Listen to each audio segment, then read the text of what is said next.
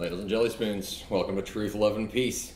I think this is episode number 7. Less important, here with me is Olivia Searcy. Hello. And we are setting up our Facebook Live so people can talk to us. But we wanted to have our audio first, so we will get this up and running. Take this off so I can type into it real quick. And like I said, Truth, Love, and Peace number 6, which just blows me away. And thank you so much for coming out early. Yeah, of course. It is my day off also. Your day off? What do you do when it's not your day off? Oh, I work all day. You work? Yes. Who does that? Of course. Where do you work? Miles Antique Mall. Miles Antique Mall. The largest antique mall in Florida. It's the size of 2 football fields. What have I never been to this place? That sounds awesome. I didn't even know it existed until like a year ago, to be honest. Alright. Public, post, Truth, Love, and Peace. Here we go. Starting live video. Dun, dun, dun, dun. Ta-da! Oh, I can't see it. It's too close. I'll back this up a little bit.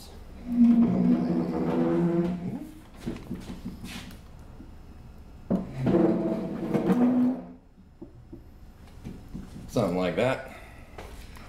Too far away to read the comments, but who cares? Did you find it on my Facebook page? Yes. Awesome. Wonderful. So, the reason that we are taking a moment to set all this up is because we are hanging out before the Back Porch Comedy Open Mic. I just shared it to the Back Porch Comedy page. That's okay, you can do That's that fine. too. My bad. As we're promoting all of that, which you are a founding member of. Yes. Which, thank you doubly for not only writing great comedy, but also creating something that I can come try really hard to be a comedian at. We can't see you at all. Oh, that's okay. We don't need to see me. Fuck it.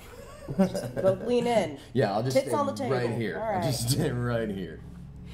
I guess there's probably a way for me to do one of these. For anyone watching, I'm not trying to be rude, being on my phone. I'm trying to post this to my page. Ooh, watch out for the wine. Oh, sorry. This Yes, shitty table. That's the problem. Yeah. Oh yeah, YouTube. So we need the last little bit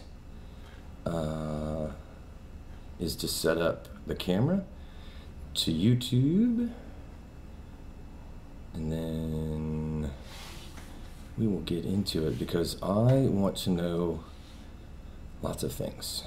Lots and lots of things. Oh, there's a camera. Ooh, I love it when it gets close. The anticipation is building. It's like being on Willy Wonka's boat. Oh, and there we are. Dun, dun, dun, dun. It's only allowing me to be Back Porch Comedy. Why is that?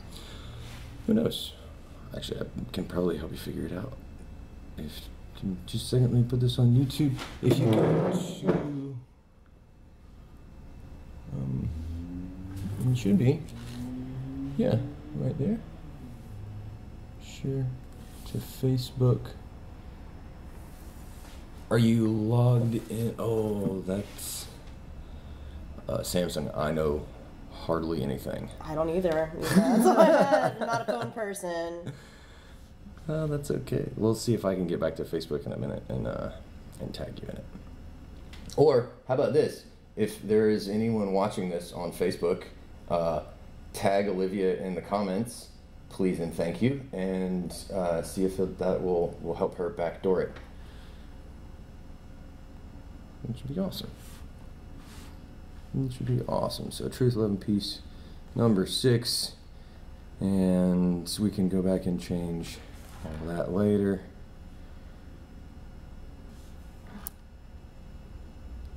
There we go, starting the encode.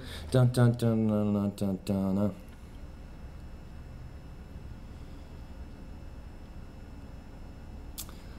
Let's see what this little fella's doing.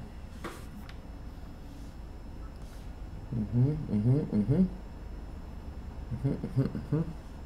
it looks like somebody did get you tagged in that, which is wonderful. It's not letting me do anything. There we go. Thank you, Alfred. Thanks, Alfred. Where'd it go, Alfred? You're a hero.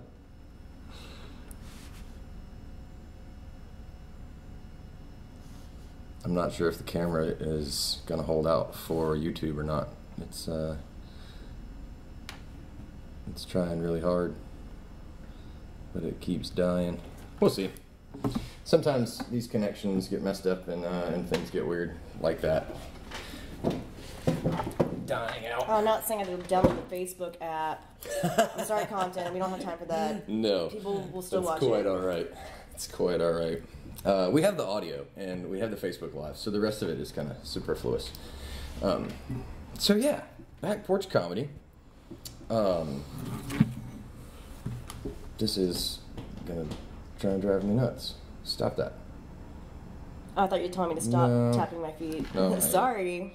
This little fella is gonna drive me nuts. Why would you do this to me right now? Oh well. How humiliating. I know, right? In the middle of all of that. That's all right. Facebook Live's there. The audio's there. Oh, I bet I know what the problem is. While I'm rebooting this, I would like to know how you guys started Back Porch Comedy and when it started and how you got involved. Well, there's been a comedy scene here. It's kind of like on and off for years now, maybe like 15 years I want to say. I don't know if that's exact. But Tony was one of the first people, him and Kirby. For a lot of the first ones that were doing comedy. And then the scene kind of died, jumped around different places. Matt Mosley, he's been in the comedy scene for a long time. He actually has the longest running open mic, which is the one he does at Shooters. Yep. I think it's been like 7 years now or something like that. And there used to be someone else that was in charge of booking and putting everything together here at the Back Porch Bar and Grill when it used to be the Big Easy Tavern. And how long ago was that? That was probably when I first started. I think he'd been doing it for like 2 years or something at that point. That was Bubs Harris, and then they got new owners. That's when it turned into Back Porch Bar and Grill, and then Bubs got busy with life pretty much, and so me and Tony and Jason and Jess, Tony's wife, and Zach, we all just kind of came together as a group. So we're all kind of co-founders of it, and because we were the ones that still came out. Like this scene used to be, it was like a dying scene pretty much. Like we'd have 5 comics, and then maybe if you're lucky, 5 people in the audience, and not only for like open mics, but even for every shows we had. And once we worked together as a team, like the 5 of us, it just slowly started growing. And then Pensacola News Journal came out after doing an article about us. And ever since then, it just kind of blew up, and more people were knowing about it. We just got really good at promoting it because we worked together, and it became something, and it's still growing. And now we're branching out to different venues, and it's been awesome. Heck yeah, man. What are all the venues Back Porch is in? Okay, so mainly Back Porch Bar and Grill, a.k.a. the Old Big Z Tavern, a.k.a. the basement, the Days in Lobby. Very classy. Appropriate. So this is our main place, and then we do the once-a-month shows at Chizuko, which we've been doing since this past summer. And then Jason got us the Olive Drop, so we've been doing that for several months. I think occasionally in the past we've done the Handlebar. Trying to think of where else Back Porch does comedy. I think that might be it. That's a good list so far. Yeah. That's a good list so far. The Olive Drop, I missed Olive Drop yesterday, unfortunately. Were you there? I was there, and I went there for the first one, but I was exhausted from work, so I didn't go up that night, but I was there. I left early. I didn't go last week, but this Monday was the 3rd open mic they've had, and it was just me and Carol and Tony and Zach and Jason and Ryan. Yeah, so it was just the 5 of us, and we had a good crowd. Good. Smaller than what we were expecting, but there's maybe like 6 people in the audience, and then like the 6 of us. So Very small crowd, but it was somebody. And there was this older couple that was our main audience, and that was fun. They were a hoot, but it went well. Good. Heck yeah, man. Now I'm even more sorry that I didn't make it. I hate that. I got some fun new stuff I'm going to try out tonight, too, so it should be good. So, Back Porch Comedy, if you're in the area, Palafox and Cervantes, the Basement of the Days Inn, starting at 9 is sign up. 9:30 is the mic start. Right? Well, 8:30, 9ish. Yeah, that's the sign up. We all kind of get here early. Come down early. Hang out with us. Yeah, because everyone wants to get a good spot, so everyone tries to get here early. Yeah. And then it starts at 9:30, usually on the dot. In the past, it used to start like at 10:30. Ooh. When we said it would start at 9, we were just kind of waiting. That's no fun. And waiting for people to show up. But yes, 9:30 every Tuesday, and then every Friday at 9:30 also. Nice. I like that. So let's just go, and if they miss it, that's their fault. Mm-hmm. Make them get here earlier, which is good. So, formalities aside, and comedy aside, what'd you do before you got into stand-up comedy? What I do... What do you take seriously? Okay. Well, I am born and raised in Pensacola, and I moved away. I went to Tallahassee. I went to FSU. I was there for 3.5 years, and my next door neighbors were stand-up comedians, so that's how I got into it. And I would go to their shows, and I'm like, wow, I feel like that's what I'm supposed to do. So whenever I graduated, I kind of felt like I didn't end up using my degree. I realized that's not what I wanted to do. I went to school for environmental science. Yeah. And it just made me depressed, to be honest. And I was like, I just got out of a long relationship of 6 years. My boyfriend and I broke up, and that's the only boyfriend I ever had. And all my friends were going off and doing these great things. They knew what they wanted to do. And I was just moving back home. I felt like a failure.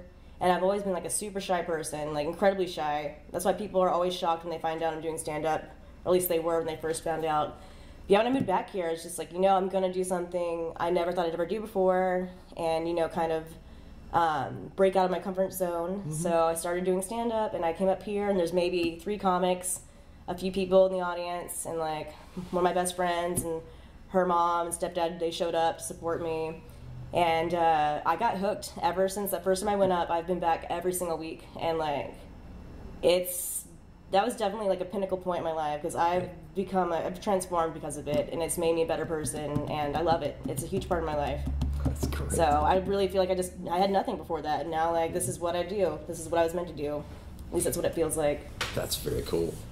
I just have to say thanks again, because of all of y'all, I got to have that same experience and walk into something. And the same thing, the first time I got up there and did it and got a laugh, hooked immediately. And I can see that, and that's why I love that, like, me, Tony, Zach, Jason, Jess, we all came together and, like, made this into a thing, because I love that all these new people are coming out, and, like, when I see them, like, trying it the first time, and just seeing that transformation in them, like, even in Carol, like, Carol's doing awesome. Like, she's only been doing it for 2 months now, and she's doing great. When Charlie first started, Charlie kicked ass the first time she went up. It was awesome. That's awesome. And, like, I just love seeing that confidence build in other people, and I like them having fun. I like that the group's getting bigger, and I enjoy it. I do too. It's awesome. It's something I feel like I should have been doing a long, long time ago. Yeah. It's been a good time. It's been a really good time. So what, if you, I can't do that math that quickly, but how has your comedy developed? How has the comedy you write developed since you started to now? I honestly don't even know how I even, like, started writing jokes. It was just these stupid ideas. Like, one of my first jokes ever was, like, advice to give girls, like, if they started their period out in public. Yeah. Like, you'd be like, oh, like, I just sat in some ketchup, I'm so clumsy, or don't worry about that, I just cut my pussy earlier when I was shaving it. Like, something really stupid like that. That was my first joke. And I actually remember Alfred was in the audience. Yeah. My first time going up, and I just remember him sitting in the front row. I didn't even know he was a comic at the time. He had his arms crossed, and he was just, like, shaking his head and, like, giggling to himself, because it was, like, the most dorkiest, like, stupid joke ever. It was my first joke. A lot of my first ones I don't use at all anymore, except for the dildo girl one. That one is that's a staple. Yeah, it's come a long way, and I've added to it over the years. Yeah, my comedy is basically just anything that I can think of. I carry around a notebook with me constantly. I write down every single idea I have because I'm very forgetful and I'm very spacey, and I know I'm going to forget it, and it's going to be gone forever out of my mind. But, like, I just don't even know if I can explain the structure of it. I guess a lot of it is just me, like, talking about my insecurities and making light of it. And, like, in the end, I feel better about it, and I just don't give a fuck at all about them, which is great. That's why I'm saying, like, this has helped me become a better person doing comedy. A lot of it's observational comedy, too. Not necessarily political, you know, or philosophical or anything like that. It's just whatever comes to my mind. So, yeah, it's basically just about my insecurities, and then just observational, and then storytelling. Heck yeah.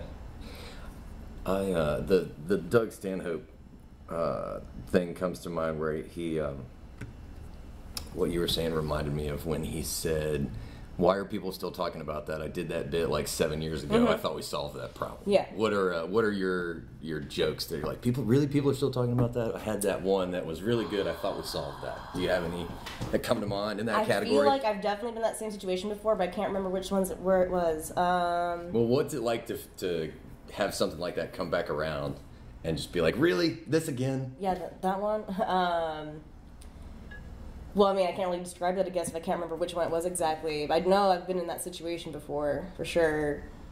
Yeah, I've had people be like, oh, I really like your Bigfoot joke. That I haven't done that one in months. I mean, I maybe wrote that one, like, maybe a year ago, and haven't done it in a while. Where it's like, you know, when you get out of the shower and you don't have a towel, does anyone ever feel like Bigfoot when they're, like, crossing the hallway? Like, oh, I hope they didn't see me. Stupid. Still funny. Stupid joke. Still funny. Yeah, I've had people be like, yeah, that's my favorite one. I'm like, most people don't even get it, but all right. So aside from comedy, what else do you get into? I used to be really into pottery. Pottery? Like making your own pottery, yeah, or collecting pottery? Most of my dishes at my house, all my mugs and plates and bowls, I've made them myself. Sweet. I used to make water fountains. I used to be really into it, and then I started getting lazy, and, you know, depression doesn't help either. You just kind of stop doing things you love, unless you push yourself to do it. That's why I love comedy, because you don't need, you know, clay or anything, or, you know, supplies. You can just go up and do it. So I'm glad I still have that going. But that is something I want to get back into. I do music. I play instruments and occasionally write songs. Piano, guitar, I'm learning drums. I got a banjo, I'm learning to play banjo. Pretty much anything with strings on it, I can play. That's awesome. That's awesome. Anything with strings, like I say that about brass, but I'm jealous. I can't play guitar and I can't play piano because my left hand doesn't work very well. How long have you been playing? And do you ever play out anywhere? Or? No. I want to. I plan on it because I was actually here at the Back Porch Bar and Grill for jam night last night. Me and Ryan and Zach came out to it, and I didn't realize how awesome it was. Like, basically, it's an open mic, and they have all the instruments there, and you can go up and you can start playing a song, and if someone knows the drums to it, they can go up and start playing the drums. If someone knows, like, the lyrics to it, they can start singing to it. I didn't go up, because I was already trashed by that point when I got there, but, like, I definitely want to, like, me and Zach both want to get together and practice and, like, work up to, like, actually playing there one night. That sounds like fun. Yeah, I've been playing guitar since I was 13, piano since I was 5, and those are the main ones I play. I pitched in to buy a drum set with a few friends that we get to keep at my house. Nice. So it's basically mine. So I've been learning drums, and that's a lot of fun. You get a lot of stress and anger out by doing that. And then other than all that, the hobbies, I work. I work full time at Miles Antique Mall. It's not necessarily a passion of mine. It's just kind of a job that I have right now. And I like it because I used to work in kitchens for years. Yeah. And I was never really fond of that. I just kind of like did it because it was a job whenever I moved back, and then I got sucked into it for 7 years. But yeah, just other than that, I'm just kind of boring, I guess. Nah, lazy. No, that's not true. I know a thing or two about being lazy.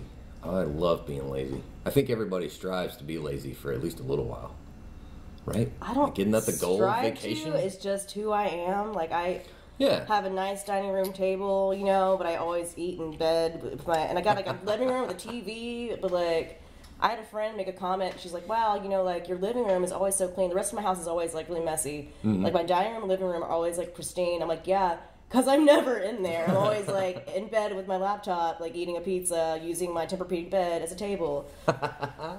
That's great. I laid out blankets the other day so I could sleep in the same room as the television. Oh, so okay. I'm right there Not with a you. couch or anything? I do. I just was really lazy and kind of felt like camping. Yeah, it was really, really cold. And I had my sleeping bag and my cat, and really, I was really into this show on the Anunnaki and history. That's kind of, I've been eating that up lately. Not that I'm a firm believer in aliens coming and visiting this planet, but I'm real big into history. And so I have a very question everything mentality, so I feel like that's up my alley for sure. Basically, what I'm trying to say is I get lost on YouTube. And I think, what do you like? What do you like? I love all like the conspiracy videos, and I know Tony can relate to this. Yeah. Tony and I, we bounce back and forth this all the time. I love all the reptilian stuff. Yeah.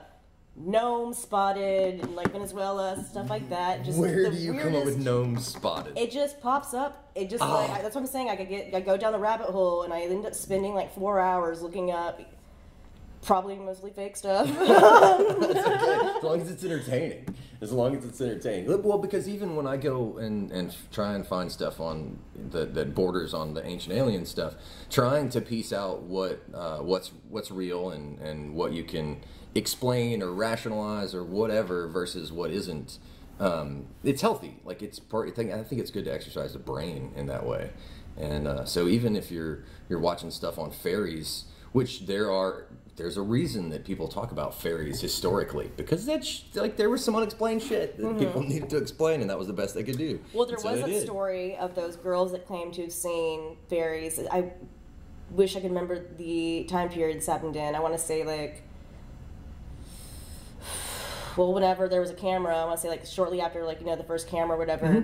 These girls said they saw fairies, and they had these pictures, and like for years and years, people like were believing that, and then they years later found out they were fake. That these girls, they cut out pictures and like glued it. I don't know how they didn't figure that out sooner, but like a lot of people believed in fairies for a while because of that, because of two. That's great. Girls lying about it. Well, that's like the scene in Jaws where the kids cruising around with a fake.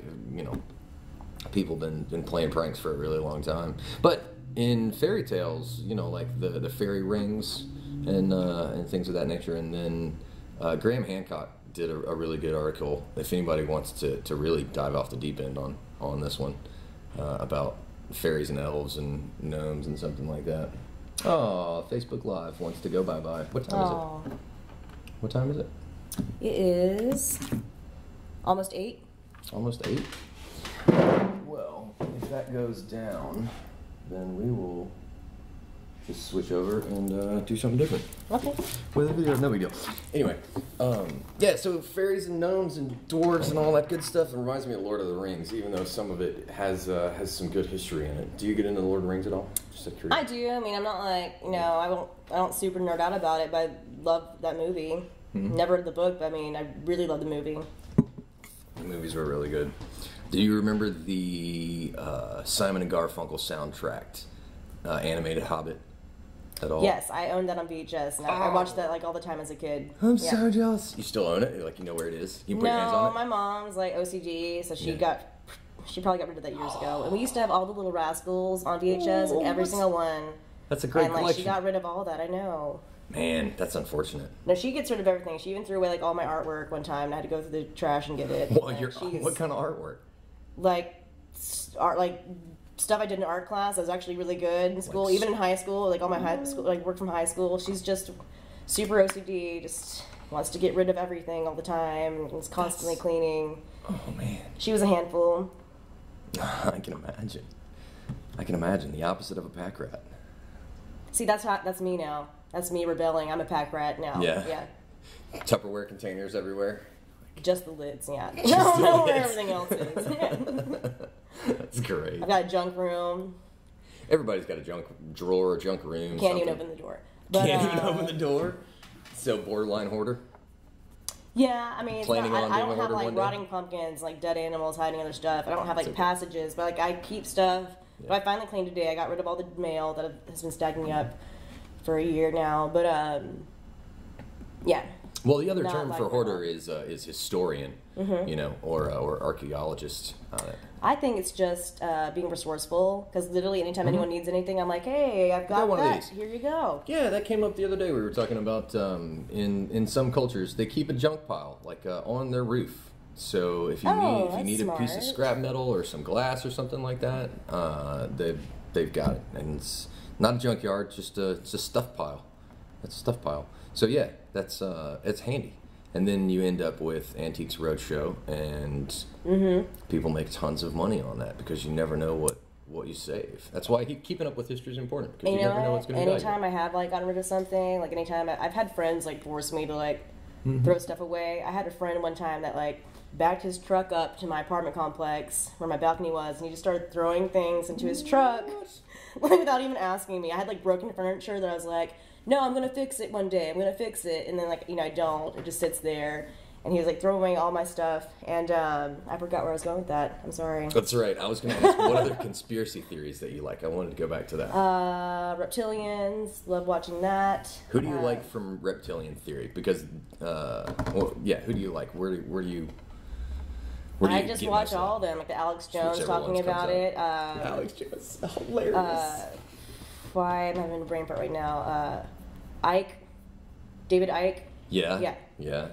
And then what's the other guy? David Good is the guy that I turned Tony onto with. I'm not familiar with him. I mean, I might have stumbled upon stuff before. Probably have. Literally, I just go through whatever pops up and Whoever's like there. just let it keep playing. Yeah. So have you heard any? Have you gotten to any of the stories of the reptiles in Mesoamerican history? Like what are they called? The No, I don't. Amorettes or something like that. Amoret. Anyway, in Mesoamerica, in ancient Mesoamerica, they talk about this reptilian. That this was I think it was the Olmecs talked about how it was the land of the reptiles, and there's statues and iconographies to the like. So it's not even a new phenomenon. I need to watch that one when I get home. All So right. if you're into modern reptilian conspiracy theories, you got to go back and watch the ancient stuff too, because there's one in Japan as well. There are a couple of them, which blows me away. And then you hear people talking about it in modern times, and you're like, oh man, if this is one of those rarities that Jones is right about, what's the world coming to? But then you look around and you're like, okay, maybe there's some cold, heartless people out there. It's possible, which is mind-blowing. But Oh, then aliens, of course. I watch a bunch of stuff about aliens. do tell which ones you like. Which one is one of the latest documentaries I watched is talking about how like the Sphinx and like all these other like huge landmarks are all like facing each other. Okay. Have you? I can't remember. I'm real that familiar one. with the Okay. Sphinx Okay. and the layout. Yeah, in they Giza. were all built. Even though they're like overseas from each other, they're all built to where they're all facing like the Sphinx. Like they're all facing one point, and that's just so bizarre. It's people who never even like came into contact with each other. How would they know to do that? That can't just be a coincidence. And if it is a coincidence, it's a really fucking crazy coincidence. Yeah, Graham Hancock is one of the guys that, just to go back to people that I know that talk about this stuff, that talks about those theories, like what are they called? The Moai on Easter Island, the big heads, they all look to the interior of the island and up and are all oriented in certain directions. And then there are other statues in Mesoamerica Mesoamerica is the one I'm most familiar with right now because I've been listening to a lot of that. And they're ordered and oriented to the east, looking towards what the stories call Atlantis. But then you see the ley lines. Have you got that's messed up? Have you seen anything on how the ley lines Atlantis, tie into everything being oriented together? That's so fascinating. It is. Because it's true. And another thing that you see across cultures is these face tattoos. Are you familiar with Göbekli Tepe at all? No. Okay, so Göbekli Tepe, 12,500 years old, as far as they can tell, based on the carbon dating of the fill material around this megalithic site that's 50 times the size of Stonehenge that was intentionally buried by the indigenous people. Blows the modern paradigm out of the water. Like, all of that is counter to everything people know. And so they start looking into this stuff, and they find these connections between the Aboriginals in Australia that tie into these pan-cultural phenomenon that are seen all over the place in the building styles and in all this other stuff. And it is wildly fascinating. It's wildly fascinating. But it very quickly gets into the Masons and then some, like, how is so much of this history been conflated with possible conspiracy theory and just lost? Because some of the conspiracy theory stuff is not even that far out there anymore. Yeah. Like, it's been proven, like the chemtrails thing. You see that recently? Yes, and basically, when I earlier when I was saying, like, I have a very, question everything mentality. Like, I claim to know nothing, because that's what Socrates said. He said, claiming nothing, that's like, claiming you know nothing is pure wisdom. That's true. Like, we don't know what could happen. I look at my cell phone, I'm like, this is magic. I can't believe this exists. And, most people are just like, yeah, cell phone, whatever, everyday thing. Like, everyone knows what a cell phone is. Like, I'm still amazed, like, by the cell phone and, like, the modern technology we have. And I feel like so many people are just so used to having it around, they're not fascinated with it anymore. Yeah. And, I feel like anything that anyone has doubts about right now, like, hundreds of years ago, no one would ever thought of us having a cell phone, So you never know what can happen. Very true. Very true. What do you think's coming next? From the cell phone standpoint, that ties into artificial intelligence, and some of the conspiracy theories that are coming out about AI and cryptocurrency are kind of interesting. I think that humans are slowly going to morph into AIs. Yeah. Because there's plastic, microplastic, all in our water anyways, and we're already using prosthetics, plastic and metal in our bodies. We are slowly morphing into robots, Compton, and that is one of my biggest fears. Whew. I'm still human, but I'm working. I've never actually said that out loud to anybody. I don't know why I have an alarm clock going off at 8:05. I'm sorry about that. Okay. That reminds me of the scene out of Superman where they get eaten by the computer and turned into cyborgs, and cyborg is a good option. There are a lot of people that agree with you and say that that's where we're headed, but plastic from the inside out, man. That's a new one. And just because the Earth is falling apart, with climate change and everything, everyone's getting skin cancer because we can't handle, the sun anymore. So, I feel like we're eventually just going to we're not going to have our own, organs anymore because our bodies can't handle this environment now. We're slowly getting to that point. It's freaky. But it's so realistic. When you think about it, it's very realistic. Well, and that's one of the things that I think separates us, or is that AI is going to teach us, is that the only thing that we're really special in regards to is not being able to think, because computers are going to be able to do that better than us, no doubt.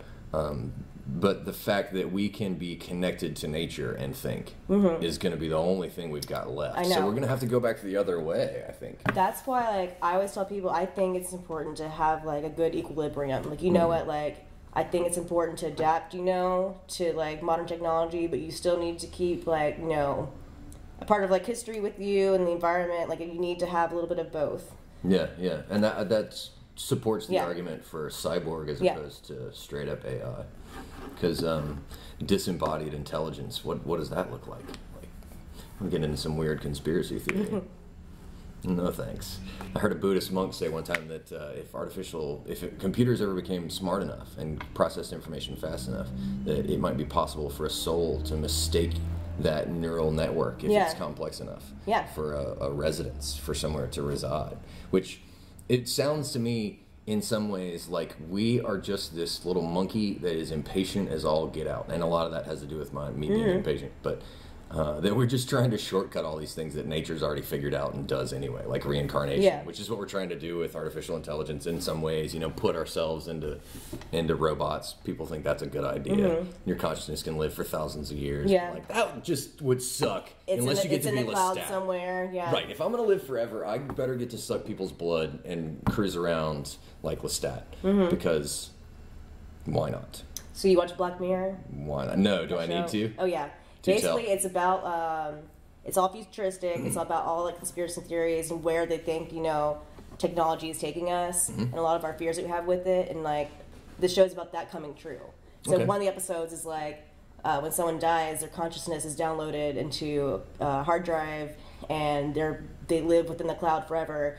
And your life is like a video game, basically. You can control it however you want to, be wherever you want to, look however you want to.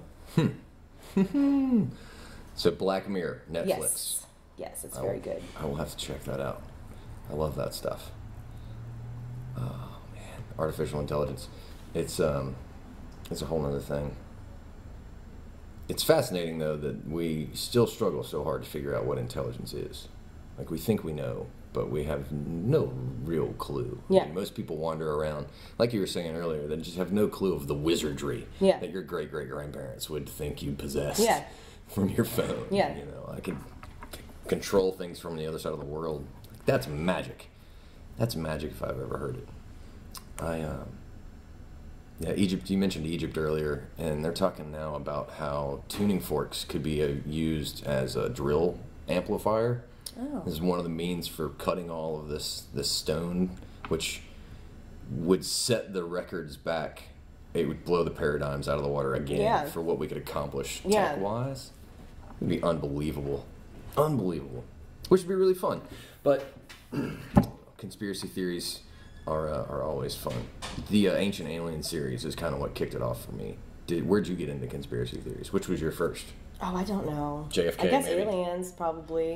Hmm? Probably aliens. I watched a lot of X-Files. My parents when I was younger. Like I grew up on that, so I've always been into that. I got you. I'm working on a new bit about how I have never seen a UFO, but I can tell you what one tastes like. So I have looked for so long, and my grandmother, I got hooked when my grandmother told me that she had seen a UFO. And I was like, oh, I'm in now. I trust her. Like that's my grandmother. I believe, and I was hooked ever since then. And I still haven't seen a UFO. Unfortunately, have you ever seen one? Damn, I'm already jealous that you have to think about it. I'm so jealous. You know, like Gulf Breeze, where I grew up, that's like one of the #1 like UFO sighting capitals like in the world. That's why I asked. A lot of video. Alright, this is weird, and like I wasn't dreaming or anything, but I remember when I still lived at my parents' house. I was in middle school. Exactly, I went to bed early, so I was like a kid, and had school next day. I just remember waking up right at like 9:13, like just out there, like woke up, and I walked straight to my window. We lived on the water, and I looked across Pensacola Bay, and I just saw this like beam just like shooting up into the sky, this blue beam, and then it like spread out and like disappeared. And I don't know why I was like gravitated to walk to the window and go see that, but I saw that, and I've never forgotten it ever. So cool. And then I remember also a few years later, I remember everyone at school was talking about how like oh, did you see like the white, like the blue beam? Did anyone see the blue beam? Like a bunch of people saw it like years later, but like I've never forgotten that. Very cool. Very, very cool. Now I'm super jealous. It could have been just like a government thing too, though. I don't know. Well, I don't know, but still, it was just a weird, unnatural thing. That's really, really neat. Really neat. See, and there's stuff out there that we just don't know. We just don't know. And that's what makes it so fascinating, is that, like you were saying earlier, you know, the wise people in history have always been kind enough to point out that we don't know shit. Mm-hmm. And so we keep trying. Because we don't know what to expect. Like, literally anything can happen. So always be prepared. Except for the flat Earth. Always be open. Yeah, always be open to anything. Except for the flat Earth. We're past that. Oh, that's not. Yeah, I can't even. Where do these people come from? No. I've researched a lot of that, too. Like, that's just... I can't believe that some people are just very strongly and passionately believe in that. It's mind-blowing that people can go along with it. But it's fascinating because it is part of a phenomenon that goes along with climate change and this science denial that seems to be happening, which it's not even denial anymore. It's, well, there's other science, there's different science that says different alternative facts. And that's a reality now. And that's like, that's not what data's for. And it blows my mind that there's so many people out there that just have no clue as to how bad it's gotten. Like you mentioned in passing that we're going to turn into robots because we're ingesting all this plastic. But I don't think most people realize how serious that is and to what extent we are ingesting plastic. Like the oceans are dying because they're going first. It's because of us. It's like all of our waste, all of our runoff from crops and stuff, it all goes in the water, but like that's the water we use too. That's why like they're being affected first, and then we're next.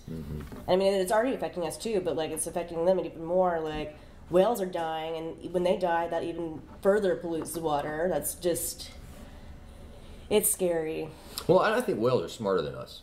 Do you study consciousness much at all? I mean, we all think about shit. What do you think I think about consciousness. I don't necessarily study it, and I don't. Once again, I don't know. Have you ever had a conversation with a whale, and I don't even know how to. I don't know. Well, have you ever had pets? Dogs, yes. Cats? Yes. So have you ever felt like a special bond with an animal? Yeah, but I mean,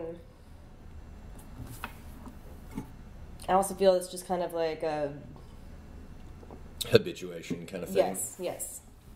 Comfort, like, you feed me, I'm cold, like, I'm gonna like curl up to you. I can't find the words I'm trying to use, but I think you know what I mean. Yeah, I get it. That there's not a self there. There's not a higher consciousness. But there might be. Well, I don't know. I don't know. One of the things that fascinates me about it in aquatic mammals in particular, when you mention whales, is all the research that demonstrates, and just video that's out there that demonstrates those creatures.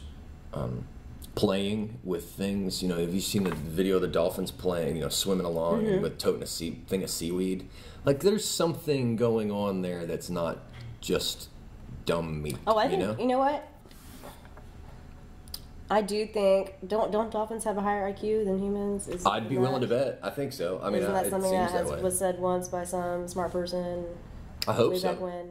I remember hearing that. So if that's true, then yeah, I'm sure whales are smarter than us too. I hope they are. I have wanted that to be true ever since that Star Trek. There was a Star Trek movie where they saved some whales and brought them back to the future because the aliens spoke whale and not human. Like, yes, cool. Yes. All right. To tie in the alien conspiracy theory back to the whales. I enjoy thinking about stuff like that, though. What do you think about when you're getting into crazy stuff, like when you do thought experiments? What do you ponder? Anything fun? Literally everything we've just talked about. All that and then some.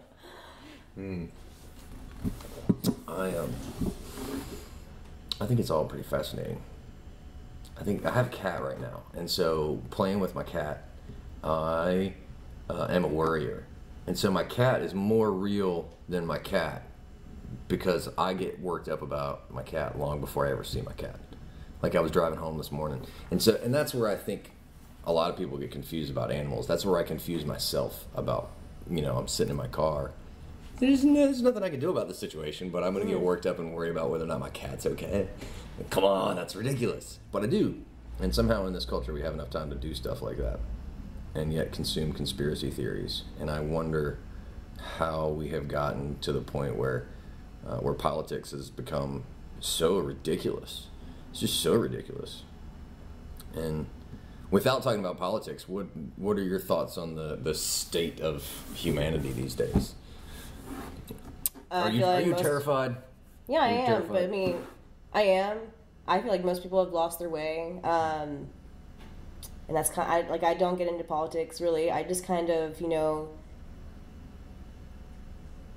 like there's no good side, except for maybe Bernie. But then again, I don't know him. I don't know. It might just be a face. It might just be a mask. I don't know. But I just don't get involved in politics. I honestly just think most of the world is awful. So I just live my own little bubble, and I just try to be a kind person to everybody, and live my truth and enjoy my life while I'm still alive.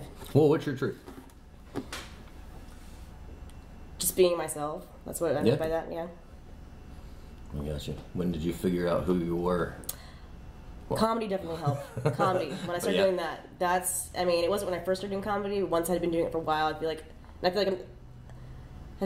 it's just an ongoing process. I feel like I'm still learning who I am. So there's some days where I feel like, I know myself very well and I know what I'm all about, but then there's other days where I just feel completely lost. But I can't say, comedy has definitely helped me, question who I am and, define who I am, and, yeah.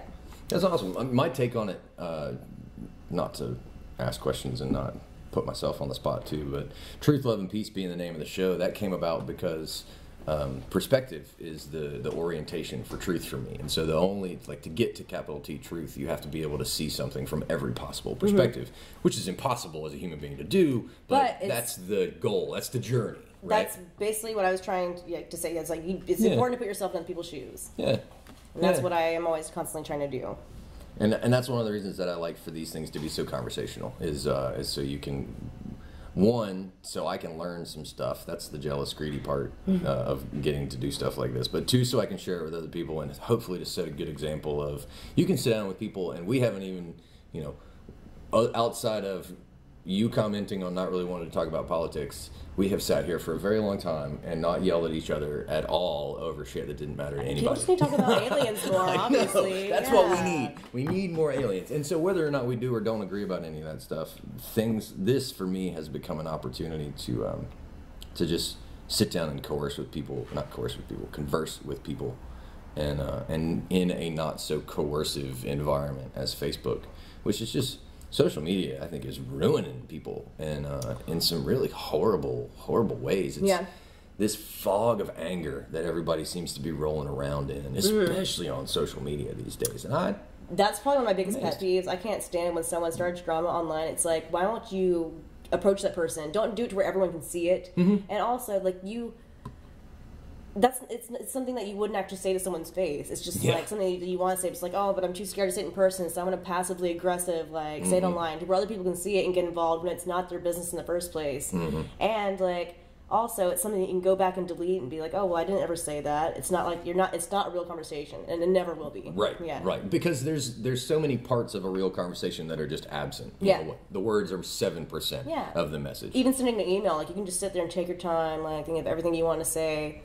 Which is fine, because it's basically like, writing a note to someone, and like, that, I guess that's fine too, but it's always better to have, one-on-one conversation, because the way you write things or type things out, it can be like totally like misinterpreted always, and like, you'll really never know, you'll never really see eye to eye with someone completely, ever, but like, the only way that you can actually get close to that is like having a real conversation. Yeah. In person. And I think as we're learning more and more about vibration and guys like Paul Ekman and things like yoga are helping, and meditation and a lot of these ancient philosophies and studies and practices that are coming back around are helping people understand exactly how important what you're saying is. That being present creates an energy that is different than the hostility. Good job. Thanks.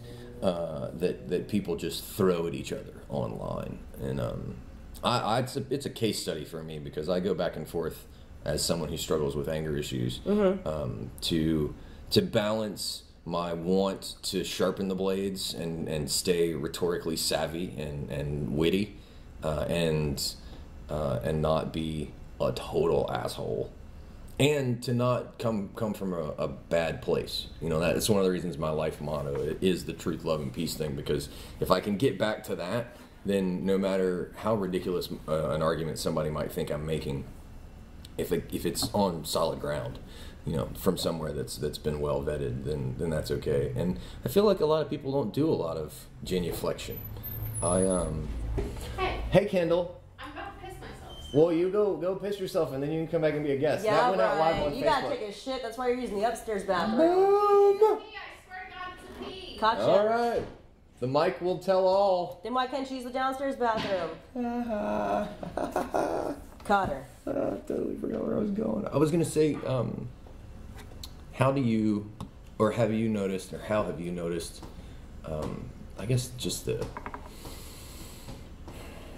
toxicity of these people's lack of information in some of these arguments, and the willingness to make these arguments emotional and not informational. How have you seen that affecting people, or have you seen it affecting people? Can you say that again?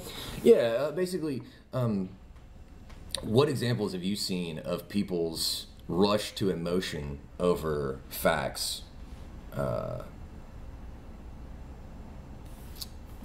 Evidence. What evidence have you seen of that in your day to day? Like, I see it in Facebook, and like when I get angry and when I try not to, and this is where I was going, when I try and use that as an example of how not to behave and try and learn from it. Well, I think just with anything else, even if it's like a one-on-one conversation in person, even if it's anything online, you shouldn't think in any situation, never jump to conclusions. Don't get all emotional about it at once. You need kind of like like that's why meditation's important. You just need to kind of like, you know, take a step back, you know, assess like the situation you're in and find the best possible outcome to settle it, I guess. Yeah. I've found that everybody has some form of meditative practice. What's your meditation practice? Mine is walking down the beach and thinking about stuff. Mine's a little dirty. No. That's quite all right. That's quite all right. I feel like mine's music probably. That's meditative for me. Like anytime like I'm stressed out or feeling down, anytime I like pick up a guitar, like I'll end up just sitting there for like hours playing, and then like that way it's a distraction. That's what it is for me. It's a distraction. I'm not having to think about the bad things I'm thinking about, or like I'm not, you know, I'm letting go of that stress that I hold on to. Because you mentioned you have anger issues. I have stress issues that I don't talk about too often, but I like will break out like in rashes. Like I get really stressed out sometimes, and I think that's comes from like my mother because she's the same way. But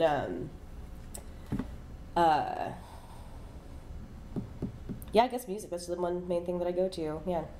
That's awesome. I think there are forms of meditation that I cannot do well, like the traditional sitting still. I can't do that either because I get way too in my own head, and I've been told that you're supposed to just, you know, fight through that and get past that part of it. Yeah.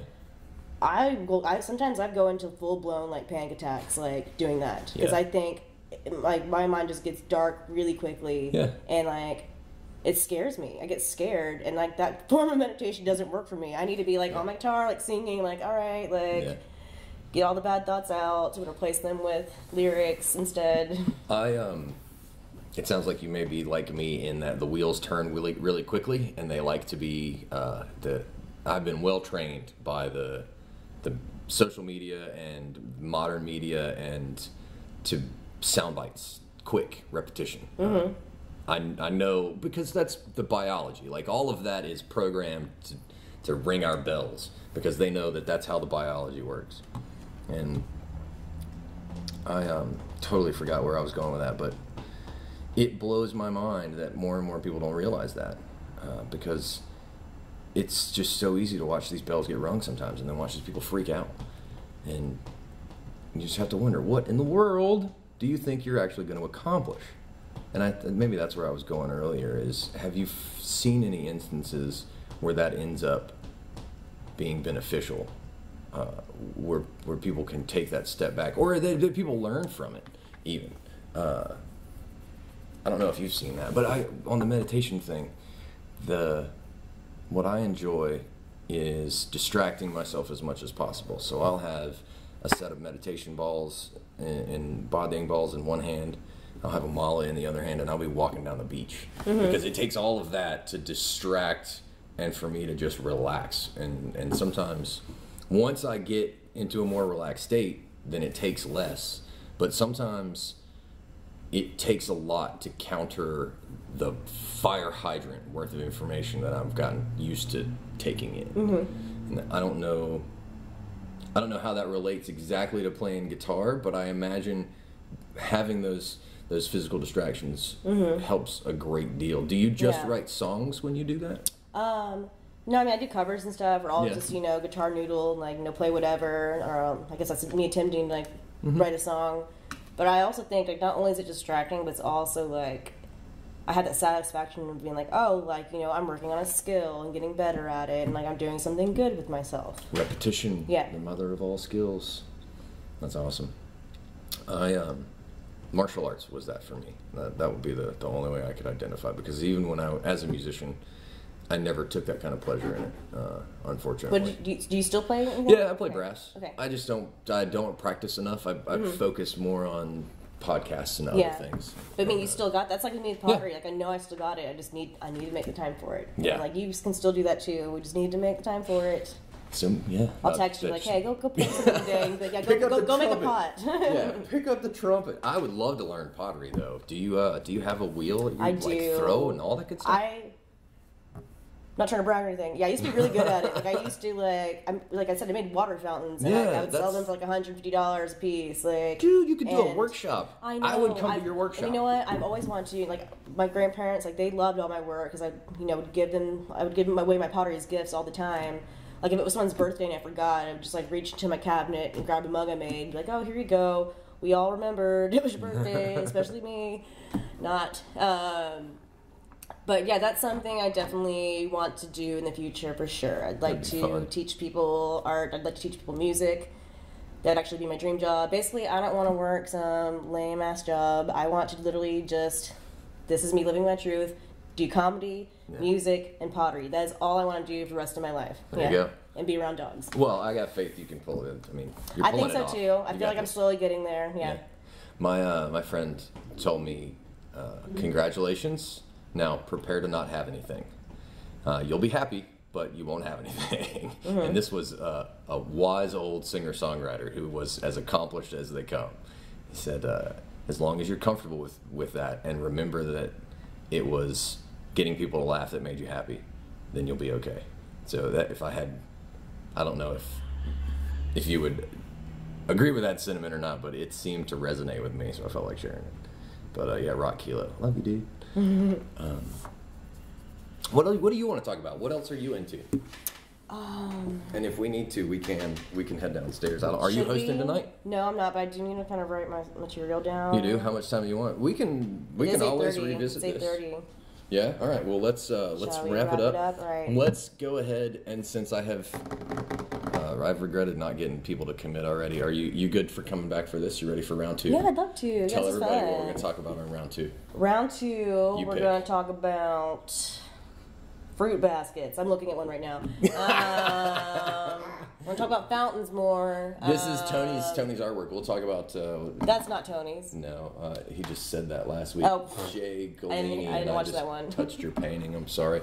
I didn't mean to be rude. I was like, that is definitely not Tony. He can't paint at all. Tony can't paint.